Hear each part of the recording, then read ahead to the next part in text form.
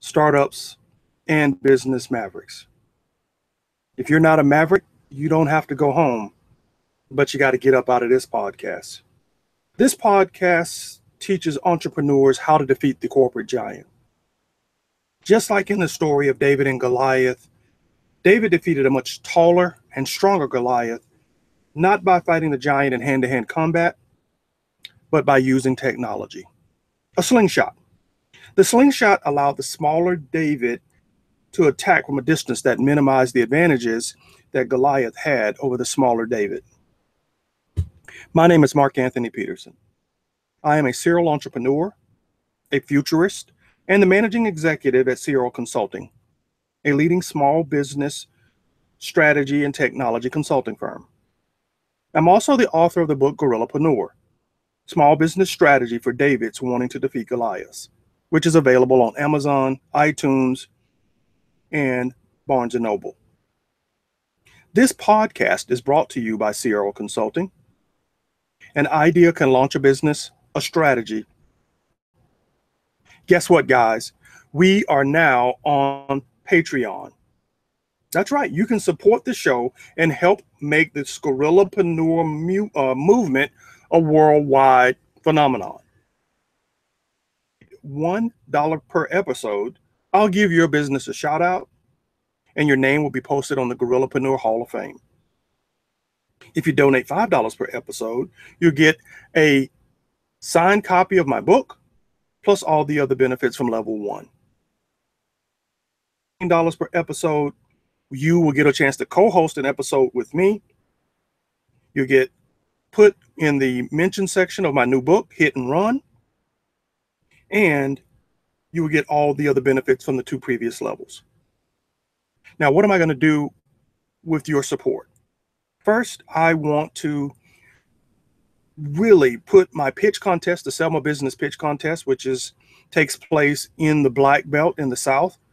For the last 4 years, we've hosted a Shark Tank style pitch contest trying to encourage technology and innovation in the Black Belt. And we want to take that to the next level. I also want to increase the number and the quality of podcasts that we put out. So we're going to bring on a producer and bring on editors and really make this a global movement and use the podcast as the tip of the spear. And then finally, I would like to open an incubator where we can at least support 2 businesses in the Black Belt with the goal of trying to get a startup at some point to be the type of seed that turns into the next Google, the next Facebook, that kind of environment-changing startup that can bring technology, innovation, people, and growth if we find the right players and invest in the right solutions. I know it's a big vision, but it took one individual at Stanford to start a movement that created the Silicon Valley. And I think we can do that in the Black Belt with your help. I also want to thank all the Gorillapreneurs around the world for supporting this podcast. Many of you have sent me tweets and at Gorillapreneur, giving me your feedback on past shows and just saying, keep it up. Keep those tweets coming. They're motivation, and they make me keep the schedule trying to get out at least 2 to 3 episodes per month. Today's episode is a Gorillapreneur news episode. News about the sharing, gig, and circular loop economies that we expect to grow to $335 billion by 2025. What are we going to talk about today? Bitcoin bringing power to Africa, facial image becoming the key to the gig economy, and crowdfunding and Airbnb booking. Crowdfunding and Airbnb booking. What does that mean? Wow. Got some great stuff going on in the news today. But before we jump into those topics, let's jump in to the first thing in Gorillapreneur news. WeWork. We've talked about those guys in the past. Well, guess what they're up to now? They're acquiring Meetup. Now, Meetup is the New York-based startup that has grown to 35 million members that help people organize activities based on their common interest. Just last week, I tried to set up a Gorillapreneur meetup where I could get people who share the same kind of ideas that I have, which is to encourage people who have startups to integrate sharing and gig concepts into the design of their business. I wanted to try to build a meetup with people who share that same outlook. Now, these guys have grown that business to 35 million members. Now, when you launch a meetup, you pay a monthly or annual fee to host a different levels of people to be involved in your meetup.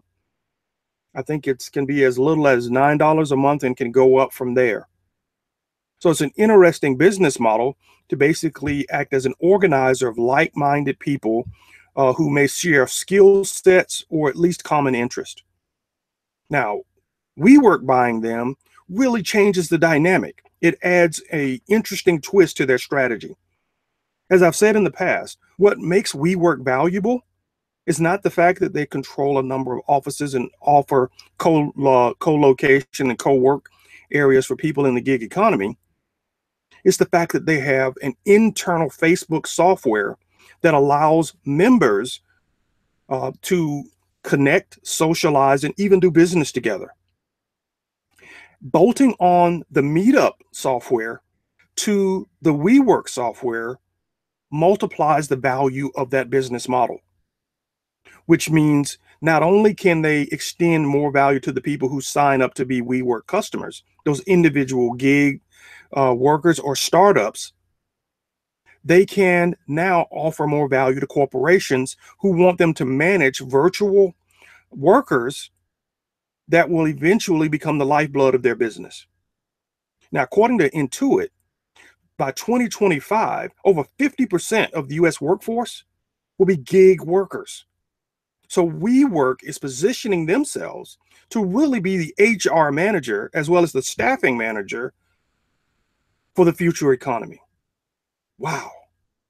This through the Gorillapreneur framework and see if it really is a viable strategy. In chapter 2 of my book, where I talk about how to create slingshot technology, disruptive technology that helps you serve or price at the same level as the corporate giants, let's see if WeWork passes the test. The first question I ask is this strategy or this process or this technology disruptive? And you gotta say yes. WeWork is providing a networking capability that combines what they already have for internal networking with external networking with Meetup that helps them outflank the existing co-locating competitors, and it also displaces the staffing companies. How can a staffing company move into this space easily without having their capability? How can they set up offices to support gig workers? Staffing companies are just basically trying to put temporary people inside the four walls of the company. Most companies are trying to get rid of those four walls and go to virtual workers. So WeWork is in the sweet spot. Does WeWork's strategy have broad market appeal? Absolutely. As I said, by 2025, over 50% of the US workforce will be gig or contract workers, which means they're not permanent workers. They're moving from assignment to assignment, company to company, and they're going to need an office. They're going to need a way to network with people who have skills similar to their own, and they're going to need to be able to follow projects or companies when those companies need them to ramp back up again when new projects that require their skill set. Who's better positioned to manage that than WeWork? Can the giant implement what WeWork has done quickly? No. You pick a large company, you pick a staffing company, you pick any of these guys, and they cannot replicate what WeWork has already built. As I mentioned in the last startup, in the last episode, they're working right now with IBM, IBM offices. So their secret sauce allows them to come in and play the HR role, at least from a training operations perspective for companies who already have workspace and that may one day want to turn that over to WeWork to either buy and own and staff employees who've been converted into gig workers. Interesting. Can WeWork scale this process up fast? Yeah, they have the software. They just need buildings to be able to staff people in places where companies need workers. And guess what? There's a lot of right now. Vacant buildings all over the country. I can think of a few people that are giving them some prime locations where they can ramp up some of these Macy's, Target, even Walmart's closing stores. So they have the pick of the litter when it comes to prime locations to execute this strategy. So what are the next steps? If I were CEO of WeWork, what would I be doing next? I'd be pressing the advantage. I'd be hiring HR specialists to help me integrate training and assessments capabilities into that internal software that you already have. And what I mean by that is if you have people who are working there that are members of your WeWork office who may now want to work for an IBM, but they may lack certain skill sets, why can't WeWork provide that via this internal software, provide them the training modules that get them up to speed? You're seeing that happen already now. Microsoft announced last week that they aren't going to scour the world looking for experts in AI, people they already have, and make them experts. Now, that's very smart. Even smarter is what if they turn that over to WeWork and get a crop of virtual workers who already have the capabilities that they're looking for. So I'd press that advantage. I'd also bring on more developers to figure out how to make what I have in-house seamless with what the meetup guys have, so that I can drive my growth by encouraging those people who are building out these meetups to use my WeWork offices as their work location. I'd also find those people and drive them into some of my internal solutions, like the training, like the other soft HR skills that the companies are looking for, so that I have the best people and I can basically offer them soup to nuts when it comes to getting them opportunities. You think I'm out of line? Just think of it in terms of Fiverr plus HR. The Fiverr platform provides a group of people who are offering a defined contract for a defined price. If WeWork can combine that with a physical office location for the workers, they have the secret sauce for the gig economy that's coming in 2025. What's next in Gorillapreneur news? How about this? Airbnb, my favorite company to talk about. Why? Because I'm an Airbnb host. They just launched a new feature, and I love it. I love it. They launched a feature that allows for split payments. Split payments. Now, you've been seeing commercials for people who go out to dinner or that have friends who are going to be sharing a car ride, and they can use to do split payments. You know, you put your $5, $5, we fill the tank up, we go on a road trip. Airbnb just launched that in a test market to see if it can work in their business model. So essentially, 2 or 3 of a group that want to stay in a location can secure that property by putting down a partial payment. The remaining members of the group can make the rest of the payments prior to the actual booking date in order to secure the property and use it. I think that's cool. Why? Because now that you can have multiple people paying in prior to the booking date means that more people will choose the Airbnb option over other options when they're out vacationing and traveling with friends. It's also going to encourage more people to use Airbnb that haven't thought about it in the past when they can combine with friends and use it. This is dynamic. This could have some real implications for the rest of the economy. Why is Airbnb doing it? Because according to them, almost 40% of the people who travel as a group, some losses from people in the group not paying their share. And among those who are in that group, 43% of them have lost as much as $1,000 from a group trip. 18% have lost as much as $10,000 when going on a group trip. So for those that high-end group of people who like to travel with their friends, with their colleagues, this solves that problem. You're going to pay for it up front before the trip kicks off, and it's going to encourage more people to take these more expensive trips. I like it. Now, what could this possibly do?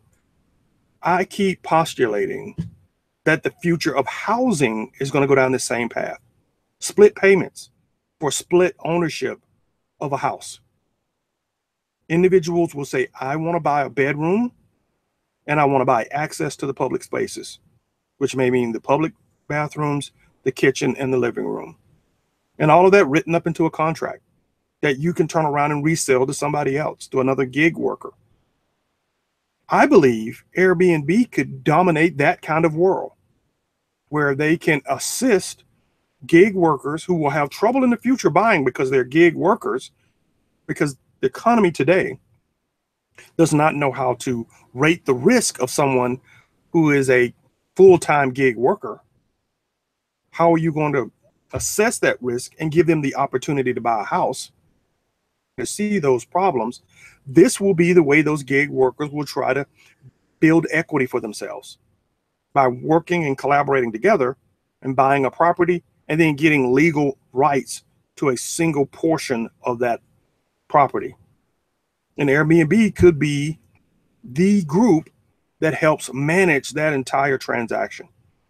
If they did, imagine you being a part of that transaction, getting called on the road to work on the other side of the country, and Airbnb then taking up the task of renting out your room to another gig worker while you are on the road. So this, to me, opens up some interesting strategic options for Airbnb, but it also puts some unique pressure on the financial markets because they're going to have trouble evaluating the risk of individuals that are making group payments of this size.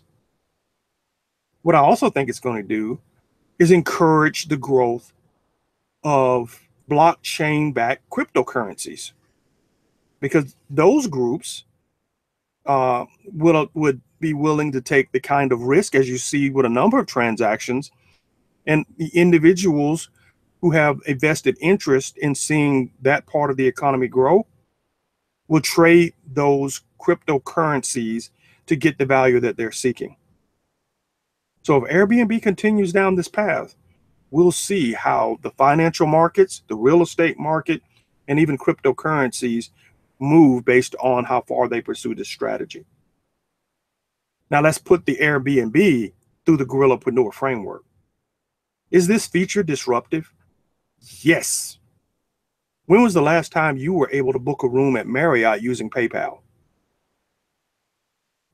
I still can't. Can't do split payments. Can't do PayPal online or offline at many of the major chains. And if you can't do PayPal, you know split payments is going to take a long time to integrate into their workflow and into their systems. So this is completely disruptive. This is going to tip the balance with a certain class of travelers towards Airbnb. Does this have broad market appeal? Absolutely. I just told you that there are a significant number of travelers who are getting burned today because the rest of the people in their group aren't paying their fair share. Solve that problem, and more people are going to be willing to travel in groups. Layer on top of that more people are going to be gig workers and probably have to travel to certain jobs, work out of certain WeWork offices, like I mentioned earlier. And you've got a situation where Airbnb is positioned better than, say, a Marriott or a Hyatt. Can they scale this up quickly? Absolutely. It's a central booking system. So what they're testing now, they can push into production and give access to everyone who wants to be able to manage split payments when booking their Airbnb travel. So I love it. I love it. Dynamic, disruptive, and it's going to change the balance when we start looking at what Airbnb is doing. Disruptive, love it. What's next? What's third in Gorillapreneur news? There's a new car sharing service, one in Morocco. Wow. Morocco. Everybody's launching these car sharing services. And when we get to the Gorillapreneur framework, we're going to see if this is really disruptive, a nice way of creating a niche market. There's a new sharing service called Carmine, and it launched in Casablanca. And the CEO, Mohammed Marani Alawi, launched this service with a unique capability, the ability to manage safety. So what is he going to do? He has technology that essentially reports the performance of the car, its speed, and other key performance indicators back to the platform and provides a grade based on that driver. Why is that important to him? Because in Morocco, the driving and situation and the traffic are very chaotic, and it is preventing the growth of his car sharing market. So by launching this technology, he can create a grading system and provide the best opportunities to those who score. Unique. I like that as a ability to create a niche market. The Gorillapreneur framework, we'll see if that's the kind of thing that's going to be disruptive to Uber and Lyft. Is it disruptive? Yes and no. Yes, in the niche market. So everywhere you have chaotic drivers, and I've been a few places where I've been absolutely scared to drive, like the Philippines.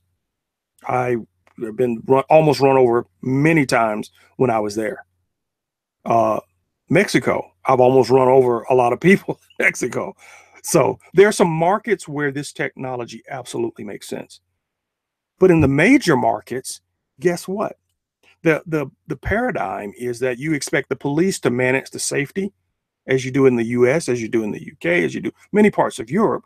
So the safety model is an inherent assumption that the drivers and the riders make when you enter into this sharing.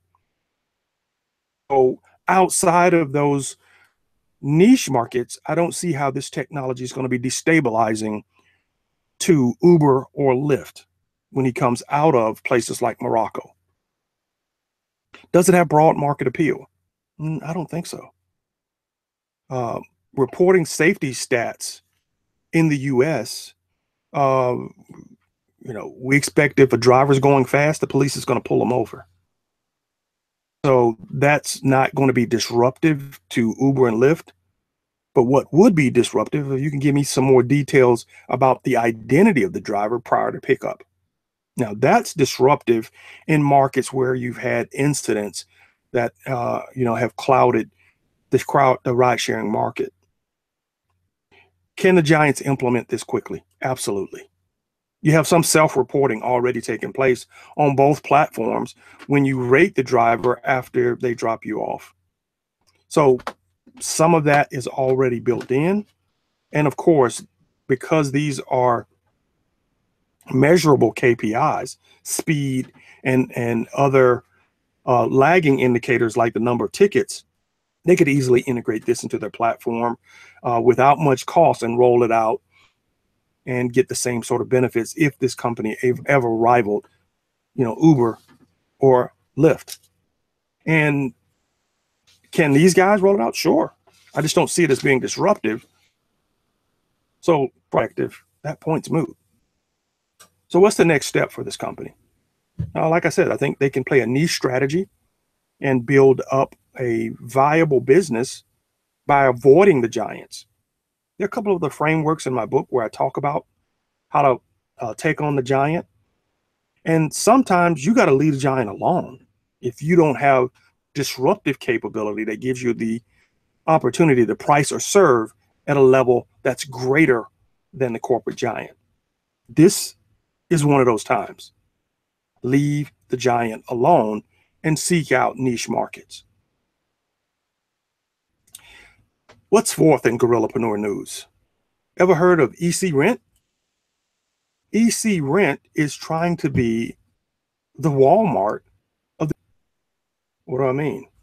Well, these guys, they have a platform that serves 180 countries, and they have a range of sharing services and markets that they serve off a single platform. So if you want to rent something, you want to buy something, you want to use something, they have different categories that they serve. And so they want to be kind of the gig economy supermarket where they want you to come and do one-stop shopping all on their platform. EC, the letter EC rents. So EC rents. I like it, like the concept. I just think it's difficult for a non-established brand market and compete against titans, not one, but 3 or 4. So I went onto their platform and I saw that I could rent a Lamborghini for $3,500 a day. I was like, wow, well, why not, right? But I can do that on other platforms and with brands that I know and trust and that have had more market exposure. I could rent a tux, I could rent a bike, I could rent a fishing pole. So you have a lot of different individual brands in the market that are specializing in each of these different verticalized areas. ECRent's trying to put all of that on one platform. So let's talk about it. Is this disruptive? It's yes and no. If they had $1 billion in their marketing budget and they could convince consumers that they were missing the boat because they didn't have a one-stop shop opportunity when they went to look for their gig services, I would say yes. I don't think the consumer's there yet. The consumer's not at the point in the gig economy the way they were in retail when Walmart established location for groceries and dry and wet goods and everything else under one roof. I don't think they're there yet. I don't think their brand says that yet enough for consumers to know to look for it when they need those services. Now, if I'm stepping out of my let's help the small business and looked at the giants, I would recommend this strategy for Walmart or Sam's. I would recommend that they purchase an eBay and execute this kind of strategy off their platform. Stop trying to sell so much of what you have in Sam's and figure out how to rent it, how to share it, and disrupt the market that you're in. That's the best way to start taking on an Amazon, is to change the nature of the game. I'm not saying you can't sell it. Start trying to rent some of it, and you're going to pull in a set of market players that want the opportunity to come in and touch and feel and rent and use it over and over and over again. And then at the point where they want to buy it, you could have it at some great low prices where you've already paid for the asset through the rentals. I think that's something certainly Sam's and eBay could do and execute. And they have the brand power to let the consumer know the value that they get by coming online or even going into the store, taking advantage of this merchandise. Is there broad market appeal? Yes and no. Yes, vertically, when I want a car and I want someone to pick me up, I think Uber or Lyft. I don't think ECRent. Drive a car, rent a car, I think Zipcar before I think ECRent. If I want to rent appliances, I think other brands before I get to these guys. Establish a value proposition. They got to realize that brands are key, and they're fighting against titans in many different verticals, and it's going to be hard to establish that one-stop shop. Can the giants implement this? Yes, when we get a little further into the show, you're starting to see some of this in China in certain spaces where they're figuring out that going horizontal on the value chain is helping to stabilize the gig market that they're trying to serve. So I think they're trying to do this here, but they're just smooshing together verticals instead of looking at an individual transaction and saying, how can I get the consumer to do more, say that they've rented, or with a car that they've rented. You know, you're starting to see that in Europe where they say, hey, I'm going to let you rent this car. Hey, and by the way, if you want to drop this package off after you've rented the car, I'll give you a discount.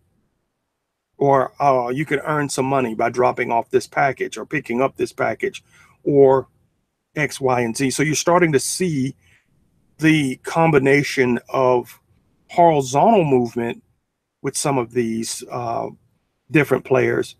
But what ECRent has done is really a supermarket, and I'm not sold that the consumer's ready to partake in that.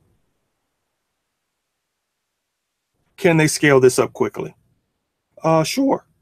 I mean, they got people on the platform now who want to rent out their goods and services.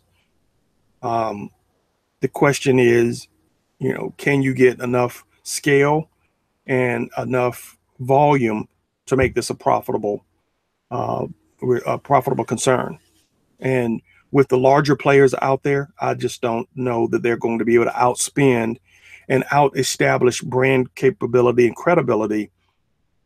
And you narrow that focus if they wanted to compete in that way. So what is the next step?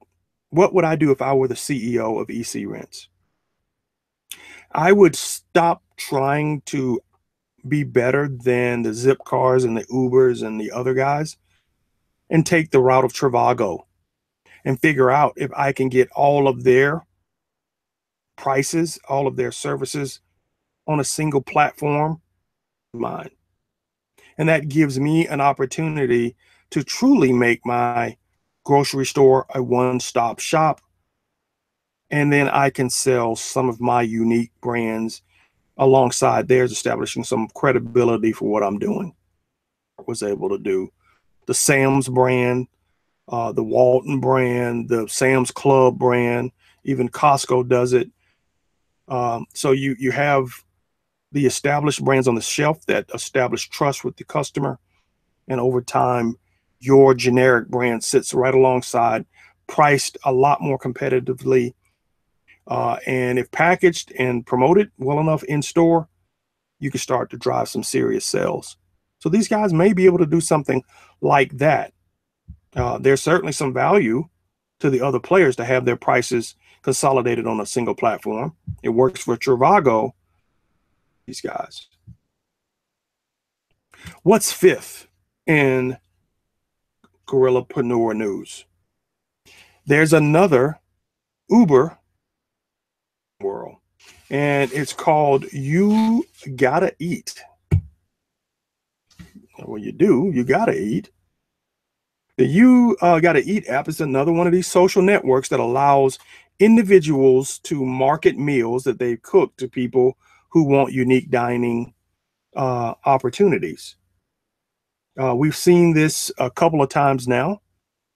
There's one out in Indiana. There's another one in China that's valued, I think, at about $20 million, called Home Cook, which essentially lets people market the food that they cook at home to people who are tired of shopping at restaurants.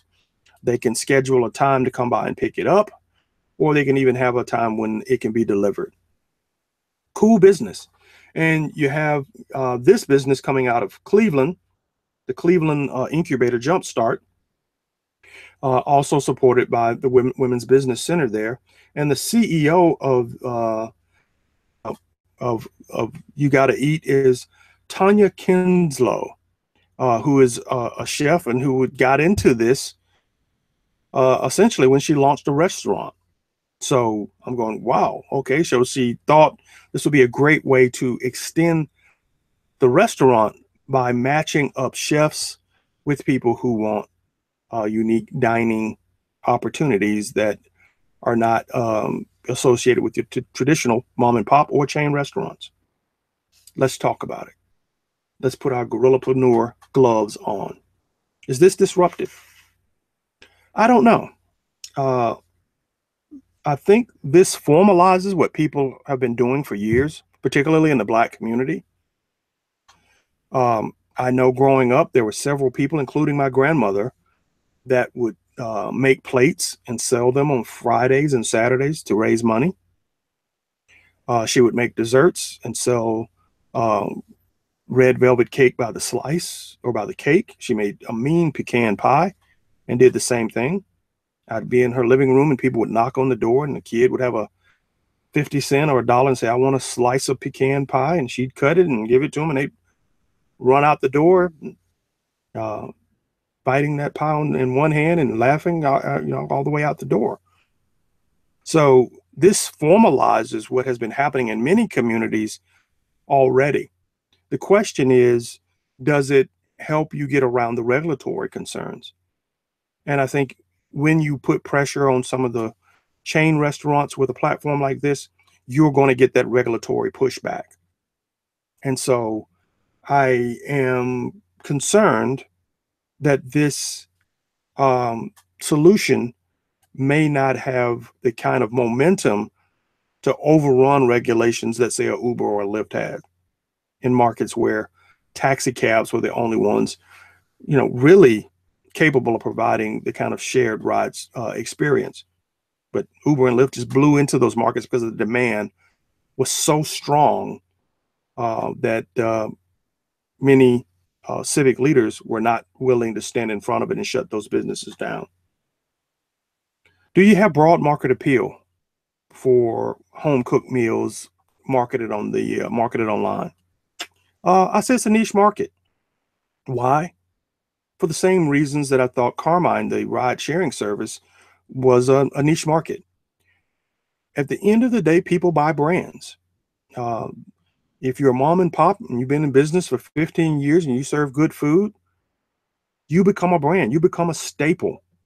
In my hometown of Selma, everybody that comes through makes a stop at Laney's Barbecue. David Letterman was just there a month or so ago, filming for his Netflix special. And of course, he made a stop at Laney's before he left town. Brands are what draw people to what you're providing, product or service. And so this makes it easy for you to find food, but not necessarily always good food. Brands are built on people who provide consistent value over time. And so this, unless they find a way to quickly grade and showcase people who have products, be they, the food that people are buying, wings, burgers, pizzas, whatever it is, to have the best in those categories on your platform, the platform may implode. Can this scale? Uber and Lyft, their biggest issue was trying to get drivers early on, trying to get enough people who were trained and that could pass the background checks to support ride shits. And that could be pretty tough when a lot of the people who are already providing that were competitors in the space as taxi cab drivers. So imagine trying to staff up enough people who could pass regulatory muster and provide home cooked meals.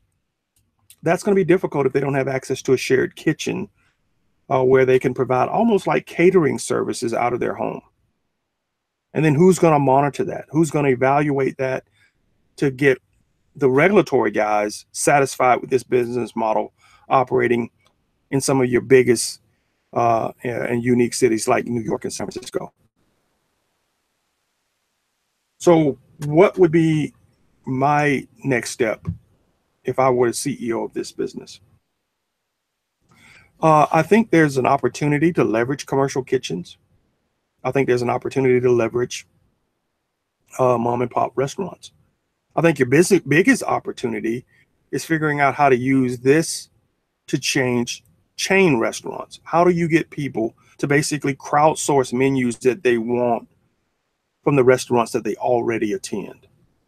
And if you can figure out a way to do that, basically become the meetup of the restaurant space, then I think you have an opportunity to really create unique dining experiences and some terrific value for yourself, right? If I can order, like I did when I was staying at the Marriott many years ago, I was on a project, had to stay in Marriott for almost 3 or 4 months straight without checking out.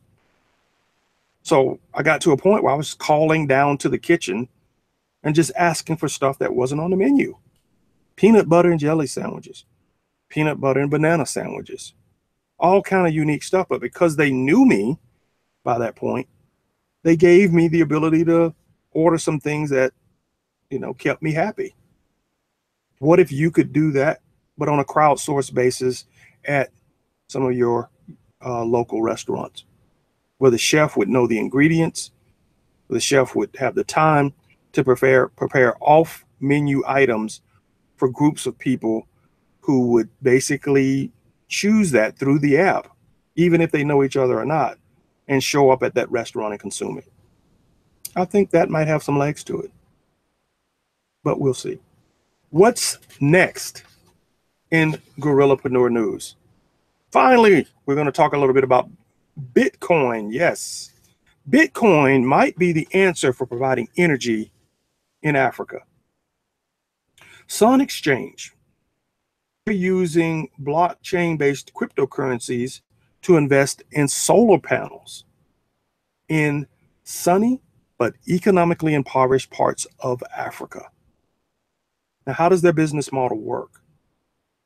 You invest in a solar panel.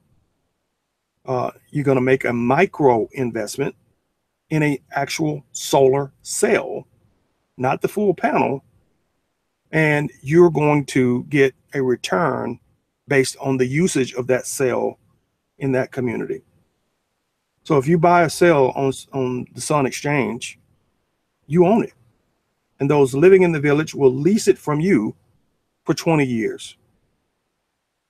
And that would make you a solar power entrepreneur. And your investment, you would get paid over time in cryptocurrency that's backed by by Sun Exchange. So these would be solar coins. And these currencies would be given to solar power operators for every megawatt hour of power they help fund. So right now, the coins are worth about 50 cents. Now, that's where Bitcoin was way back when, 2011, 2010. It's at $16,000 now. So not only can you get a return, you may be able to get some appreciation if you believe these cryptocurrencies are here to stay.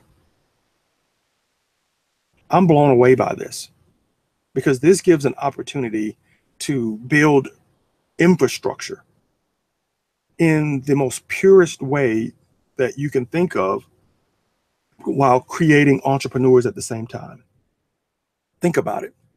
You have a cryptocurrency basically allowing the public to finance in a private investment vehicle to provide power to rural Africa. And like most power plants, you get a 20-year return based on every megawatt used in a currency that could appreciate at the same time. You can see tons of other projects getting financed in the same way and giving these rural communities an opportunity to leap forward into the economy and at an expense level that's far below what other developing nations have had to pay to get the same sort of benefit. mean, if they paid for a coal fire plant or a nuclear plant, you could put the whole region in debt that they never get out of. Whereas this approach gives a fair return to the investor and gives the community a infrastructure that they can actually afford. I love it. Is it disruptive? Yes. Does it have broad market appeal? Absolutely. Just think about all the communities around the world, Africa, India, Asia, America, that could benefit from this kind of cryptocurrency-backed infrastructure play. Can giants implement it? Now, that's where we run into some issues. The giants are not going to just stand back and watch as opportunities that they had to build mega plants get pushed aside because cryptocurrencies allowed individuals to invest in solar projects. They're going to put up a regulatory fight and try to slow this kind of thing down. Can they scale this? Absolutely. They succeed in this infrastructure play and investors see that they can get a long-term return. You will see cash flow into markets as long as they're stable, because this is essentially a long-term annuity. And if that's the kind of vehicle you want as part of your retirement, you can see this taking off. What would I do if I were the CEO? I think the biggest thing you got to do is bring on the best regulatory lobbyists around and have them start doing the work ahead of time to pave the path for your business model. Like Uber and like Lyft, phase one of what they did was fight a 50-state battle to keep their business model functioning. And you're going to have to do this, but on a global perspective. So a lot of the money you raise is going to be bringing in regulatory specialists and lobbyists to get ahead of the game, to pave the path for this business model to take off. What's next in Gorillapreneur news? Well, you got some real competition now heating up in the ride-hailing war in China. Not over cars, but over motorbikes. Yes, you got new companies now that are emerging in Southeast Asia. GoJet, a $3 billion Indonesian startup that takes the approach of combining what you get out of Uber with all the other stuff that you get from ZenFast and Deliveroo. So if you get their app, they allow you to summon a car or a motorbike where you can drive, and you can also bring someone takeout, or you can do shopping for someone's groceries, or you can deliver a present to someone across town and make money, spend money, all in the same transaction. That's cool. That's cool. Now, like I said earlier, you're seeing some of this experimented with the big players. Uber and Lyft are teaming up with Ford and GM and trying to find financing options where people who don't have cars can get the kind of cars they want and then turn them into Uber drivers. So they're, creating a workforce for themselves. That's a baby step compared to what these guys at GoJet have done. They've created where you can build up all of these credits from doing these different transactions after you've rented one of their bikes or their cars, that then you can turn around and use their same platform to pay your bills, like your water bill or your gas bill or your electric bill. They have a second app, which is called GoLife, where you can hail someone to cut your hair or give you a massage or clean your bathroom or change your oil in your car. And the money you get on this GoJet digital wallet, as I mentioned, can go to pay a whole lot of different bills, like your electric bill, or you can buy movie tickets. So they have created that end-to-end funnel experience that I talked about that ECRent does not capture. So that money is changing hands 3 or 4 different times in these transactions and ends up in your digital wallet that you can then turn around and pay in users that provide you services like your electric bill. I like this. The stickiness of this business model and the opportunities created for the people who start their transactions with GoJet are phenomenal. Now, let's talk about it. Let's put the Gorillapreneur gloves on. Is this disruptive? Yes. They have a fully utilized platform. I'd get a car and immediately I have a job. Once I have a job, I have a wallet that I can use to spend those currencies with providers that I already have in my home or in my work experiences that I'm providing for GoJet. Does it have broad market appeal? Absolutely. By 2025, I suspect the 50% of people who are operating in the gig economy will be operating this way, because most millennials already have 2 or 3 different types of gig opportunities where they drive for Uber and then jump out and they do delivery. And then they jump out of that and then they do some home services, be it repair or other. So the millennials are already accustomed to this sort of market. Their problem is trying to manage all of the associated with those transactions and getting it all in one place. These guys have solved that, and there's some logic to the stuff that they're providing. So you get a car, vehicle for money making. Money making becomes a vehicle for you to become evaluated as a credit player in the market. I love it. Can the giants implement this? No, not easily. I can't see Uber implementing everything that they're doing right now. Now, do they have pieces of it? Yes. Uber Eats give Uber drivers the opportunity to deliver when they're not dropping off passengers. But then the next set of capabilities would require hiring or creating new services and managing those off their platform. Can it be done? Yes, but not quickly. And if these guys moved into a market where Uber or Lyft operated, I think these guys have the advantage. So disruptive, and the giant is operating, in my opinion, on outdated technology and on an outdated approach. Can they scale? That's going to be the real issue. Can they raise enough funds, the drivers, and put down the infrastructure to move into some of these bigger markets? Right now, keep it as a niche play to build up the war chest of these markets. But they can't wait too long because they have such a good model. You may have copycats that emerge in Asia, particularly in China, that will implement the same model.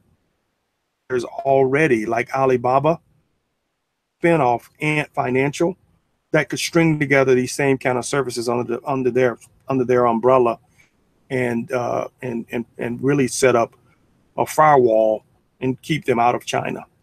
So, yeah, this is interesting. It's right on the bubble of being something extremely exciting if they can get the cash to push this business model out.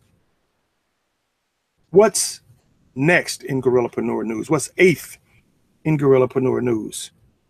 We promised to talk about biometrics. And guess who's taking the lead on that?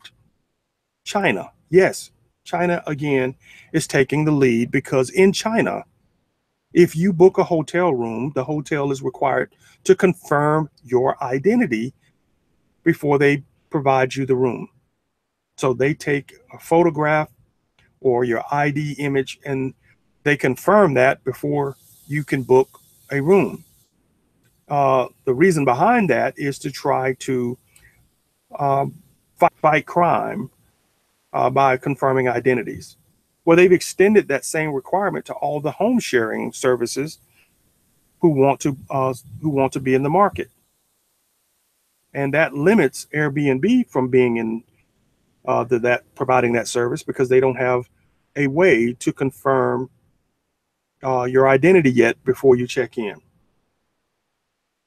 Zia, I think I'm pronouncing that right, is a company that's providing an answer to this problem in the Chinese market, and they're going directly at Airbnb's business. And how are they doing it? They're doing it with a partnership with Alibaba's Ant Financial, who has face recognition locks that will be installed on the homes that want to provide the home sharing service. So these locks provide rapid facial recognition and stores these upon entry into the home. Now, I know you're sitting there thinking, wow, that's kind of Big Brother-ish. But in China, you're already seeing a ton of this rolled out, even in fast food. See, and a number of other providers have tests going on right now where you can walk into the restaurant, put your ID and your face up to a kiosk and order and pay with your meal with just your facial biometric.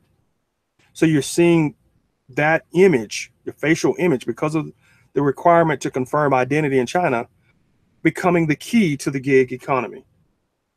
And there are a lot of other players who are jumping in on this. You got a lot of different companies like JetBlue. They're testing it right now to help board passengers using facial recognition. Apple, Google, and other tech giants, as you know, are trying to use it as the way to log into your phone. Now, remember, Apple just a few years ago thought the finger was going to be that key biometric to the gig economy.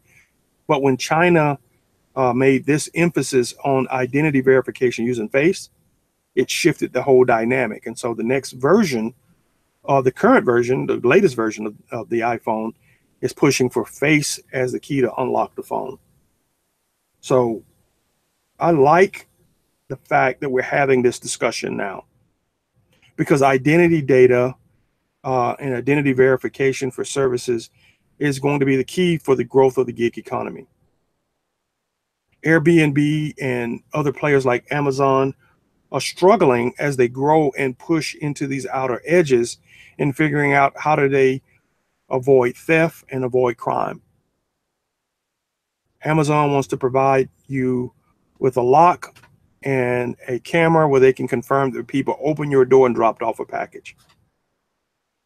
In China, they want to load the facial images into the system and verify them prior to them opening the door. If that proves to be a better model, you have companies like Zia, who are now better positioned to fully capture the Chinese market.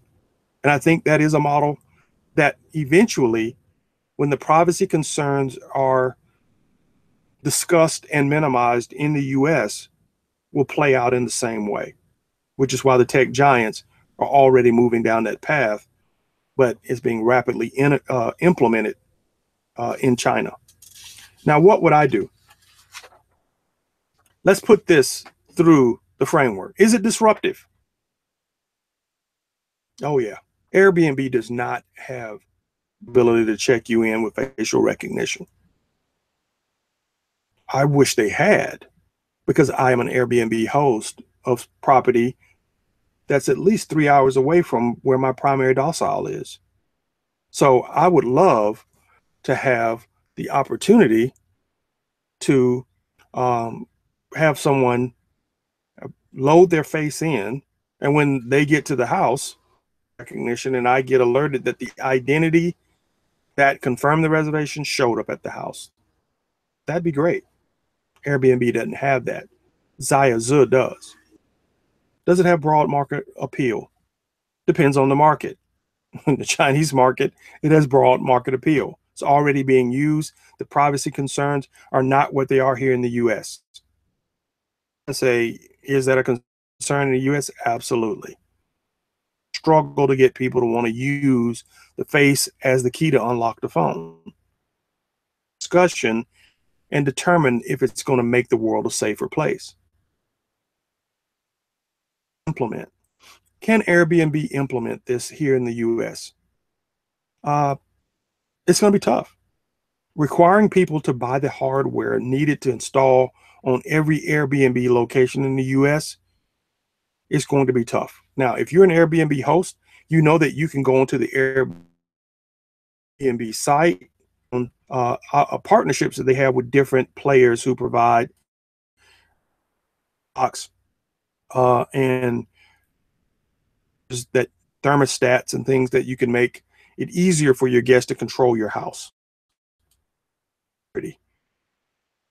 Nothing has a face or facial recognition to it in what they're offering, and trying to mandate it some of their inventory.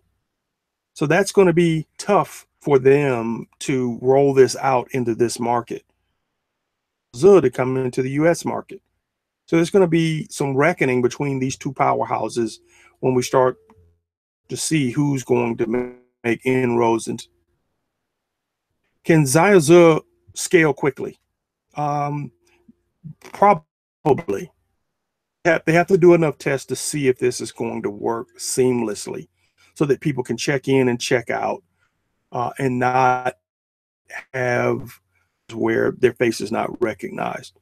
So far, the tests are showing that to not only recognize faces of people who are supposed to be there, down the premises and keep people out who aren't supposed to be there.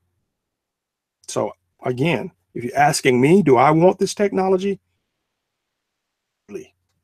What are the next steps?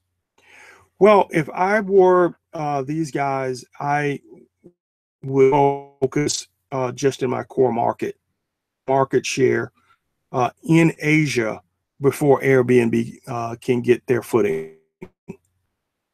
Have deep pockets, and they can take the approach of separating the US market from their international markets and heavily invest and replicate the facial recognition just in Asia. So I would want to rapidly scale and roll out before Airbnb gets a big foothold in the Chinese market.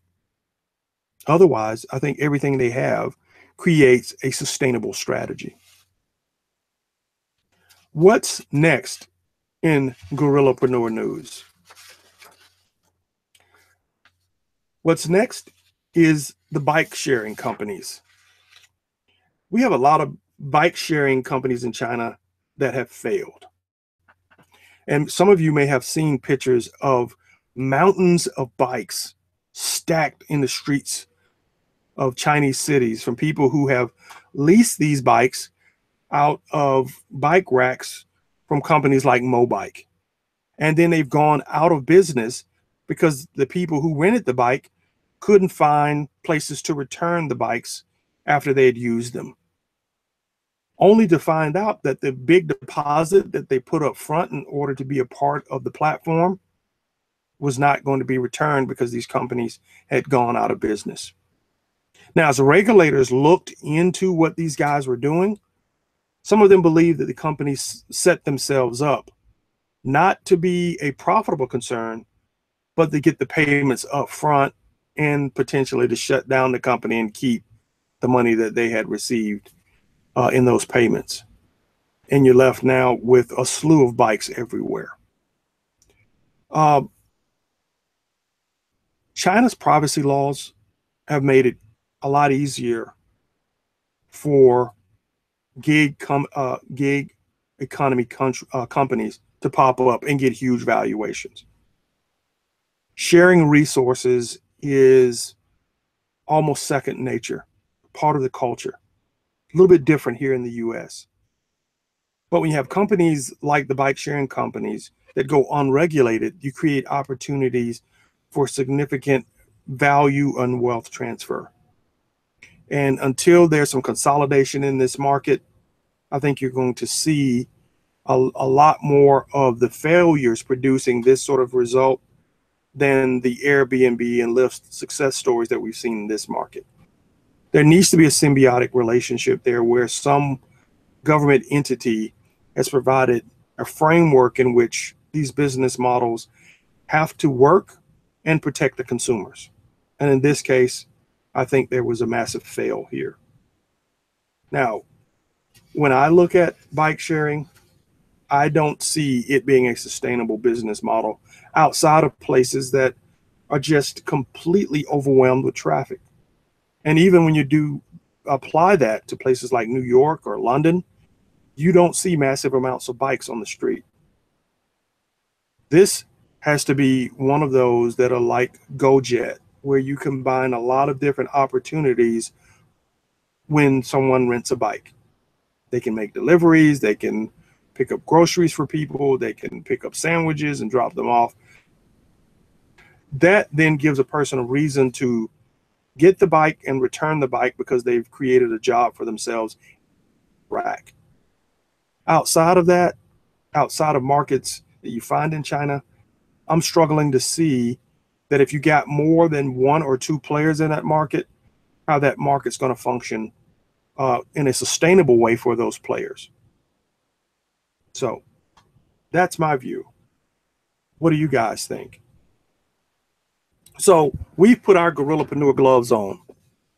We've tested these business models and we've knocked them out.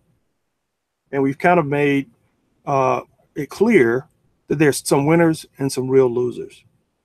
And I want to thank you for being a part of this episode 16 with me. We've passed over the 1 year mark and now we're marching towards the second year, and we want to do many, many more with more interviews and bigger shows.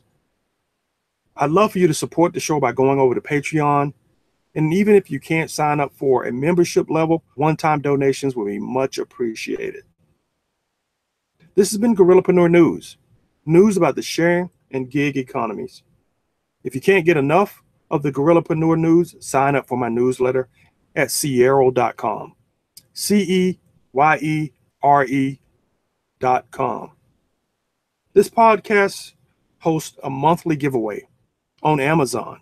Now, if you sign up for the $5 or the $15 level, I'll notify you first every time we post a giveaway on Amazon so that you can sign up and be a part of the sweepstakes.